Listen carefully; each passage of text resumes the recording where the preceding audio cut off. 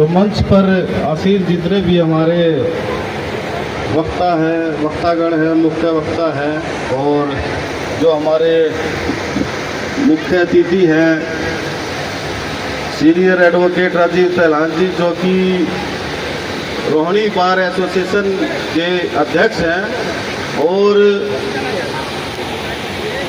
पूरी दिल्ली में गरीब लोगों की लड़ाई लड़ते हैं, किसानों की लड़ाई लड़ते हैं। और अगर सरकार कुछ गलत कानून बना देती है तो उसकी लड़ाई भी हमारे बड़े भाई राजीव सैलान जी जो हैं वो सड़कों पर उतर कर लड़ते हैं। तो ऐसी शख्सियत के लिए एक बार जोरदार तालियां।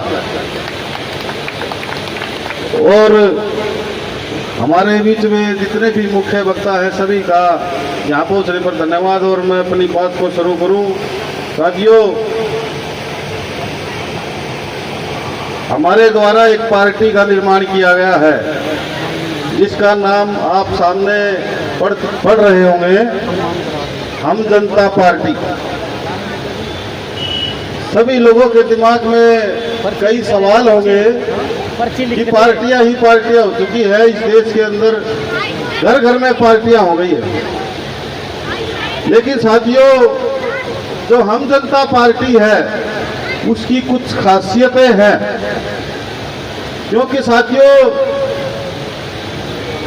सैकड़ों संगठनों के साथ मीटिंग करके, उनसे मुलाकात करके, सबकी राय लेकर के, और उसके बाद हमारे द्वारा ये राजनीतिक पार्टी का निर्माण किया गया है। और इसकी जो शुरुआत है वो हमारे द्वारा अंबेडकर भवन जो दिल्ली में है वहाँ से की गई थी।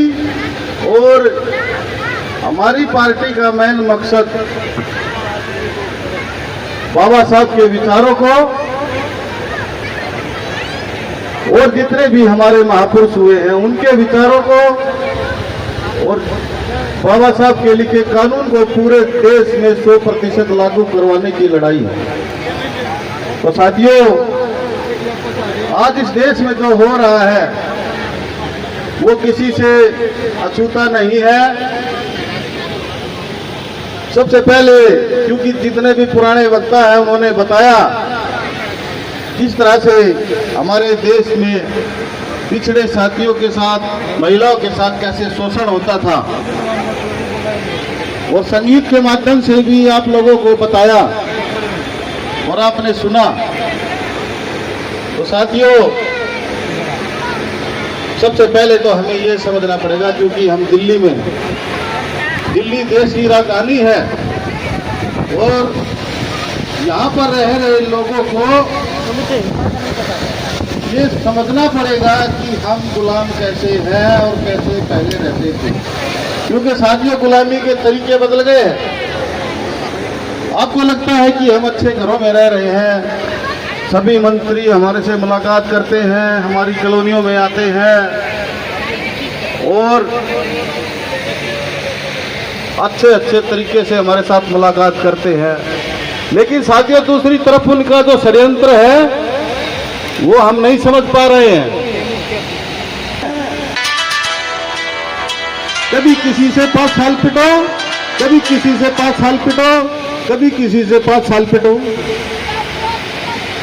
और ये सिलसिला ये कोई नया नहीं है। अभी बीजेपी इस देश में राज कर रही है, लोगों को परेशान कर दिया है। हरियाणा के अंदर तो इतना बुरा हाल है, फैमिली आईडी, कहीं आधार कार्ड में करेक्शन, शायद ये दिल्ली में भी होगा। सभी लोगों को सरकारी झमेले में फंसा के रख दिया है और संसद में बैठकर नए नए कानून पास कर रहे हैं। अभी मेरे से पीछे एडवोकेट संदीप जी ने बताया कि महिलाओं के लिए 33% आरक्षण जो बिल भारतीय जनता पार्टी के द्वारा लाया गया था उसको किस तरह से गिरा दिया गया। और उन्होंने यह भी बताया था कि ये एक षड्यंत्र मात्र है। तो साथियों, भारत के संविधान को लिखे हुए 70 साल से ज्यादा हो गए हैं। वो 70 साल से ज्यादा भारत के संविधान को लिखे जब हो गए हैं तो महिलाओं के लिए जो हक अधिकार है वो तो हमारे देश के कानून में सबसे पहले लिखा हुआ है।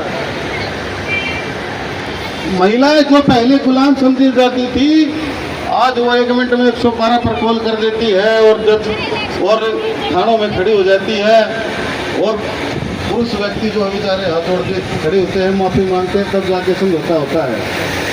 और कैसे अधिकार होते हैं जिनको घर से बाहर नहीं निकलने दिया जाता था, आज वो कार्यक्रमों में पहुंच रही है। तो ये क्या है साथियों, जितनी भी सरकारें हमारे देश के अंदर 70 साल से पहले और अब जितनी भी बनी है, वो लोग अपनी बातें करती हैं, और भारत के संविधान में जितने कानून दिए गए हैं उन कानूनों के नाम बदल कर आपके बीच में परोस रही है, और हमें समझ में ही नहीं आ रहा है। अब मैं बात करूं महिलाओं के शोषण की, तो क्या लगता है आपको कि महिलाओं के साथ शोषण बंद हो गया? मैं कहीं पर जिंदा किया गया है, द्वारा जो संविधान लिख कर दिया गया था उसमें महिलाओं को विशेष अधिकार दिए गए थे, विशेष फास्ट ट्रैक कोर्ट की व्यवस्था की गई थी। क्या ये सरकारें ईमानदारी से उनको कानून को फॉलो कर रही है, उनको निभा रही है? ये नहीं निभा रही है। हमारी मातृशक्ति बैठी है, आज भी उतनी आज़ादी इनको नहीं मिली है जितनी कि बाबा साहब चाहते थे। बाबा साहब डॉक्टर भीमराव अम्बेडकर जी ने एक बात कही थी कि अगर मुझे पुरुषों में से और महिलाओं में से किसी को समझाने का मौका मिले और ये मेरे से कोई कहे कि किसको समझाओगे सबसे पहले, तो बाबा साहब का जवाब था कि मैं सबसे पहले महिलाओं को समझाऊंगा, क्योंकि महिलाएं चर्चा करती है। देखो अभी भी कर रही है आपस में, ये मेरी चाची ताई, तो ऐसे ये जो महिलाएं हैं ये चर्चा करती है, एक दूसरों के साथ बातें करती है, वहाँ ये हो गया, वहाँ ये हो गया, बाबा साहब ये थे। इसलिए आज के समय में आप देखना, हमारे पुरुष तो संडे को घरों में छुट्टियां मनाते हैं, और महिलाएं जो है कीर्तनों में जाती है, सत्संग करती है, अच्छी बात है। लेकिन हमारे देश में जो कानून व्यवस्था है इसको भी समझना पड़ेगा, और देश के अंदर जो राजनीतिक व्यवस्था है उसको भी समझना पड़ेगा।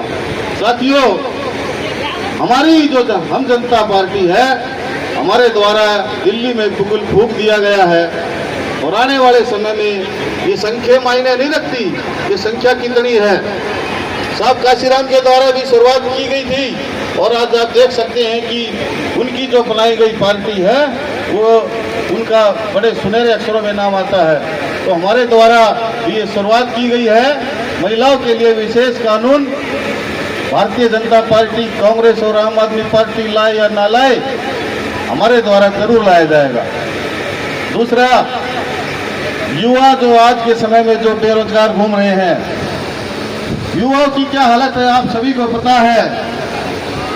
सरकारी नौकरियां बंद कर दी गई है। आप देखते होंगे हमारे इस इलाके में तमाम जितने भी साथी हैं, अधिकतर लोग एमसीडी में लगे हुए हैं। एमसीडी के अंदर जो हमारे लोग लगते थे, अपने गुजारा करते थे, अपने बच्चों को पाल पोसते थे, पढ़ाते थे, लिखाते थे, लेकिन वहां पर भी ठेका प्रथा लाने की तैयारी जो है इन सरकारों के द्वारा कर दी गई है। तो आप इससे समझ सकते हैं, जो थोड़ा बहुत हमारे द्वारा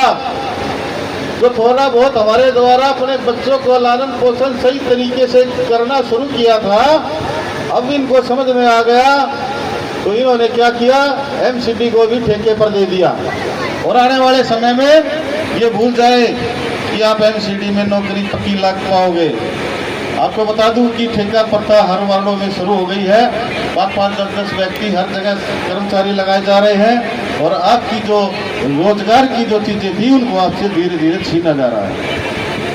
आपको एक चीज और बता दूं, हमारे दिल्ली में जब चुनाव चल रहे थे तो मुख्यमंत्री जो आज आपके बीच में घूम रही है, उनके द्वारा बड़ी बड़ी बातें की गई थी। स्लम कॉलोनियों में जाकर के हाथ जोड़े गए थे, माताओं बहनों के पैर पकड़े गए थे।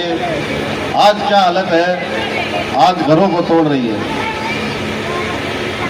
सत्ता में आने से पहले ये कहा गया था कि किसी भी गरीब परिवार की कॉलोनी को, गरीब समाज की कॉलोनी को नहीं तोड़ा जाएगा। लेकिन आज दिल्ली में क्या हालत कर दी है ये सबको पता है। कॉलोनियों को तोड़ा जा रहा है और सौंदर्यीकरण के नाम पर उनको तोड़ा जा रहा है, मुआवजे के नाम पर भी कुछ नहीं दिया जा रहा। तो साथियों, अगर आप लोगों के द्वारा, क्योंकि देखो साथियों, हमारे द्वारा ये शुरुआत की गई है और ये कोई अकेली एक पार्टी नहीं है, ये एक विचारधारा है, बराबरी की विचारधारा है। जो गैर बराबरी की विचारधाराओं की जो सरकारें चली हुई है वो नहीं चाहती कि तुम लोग एक साथ हो।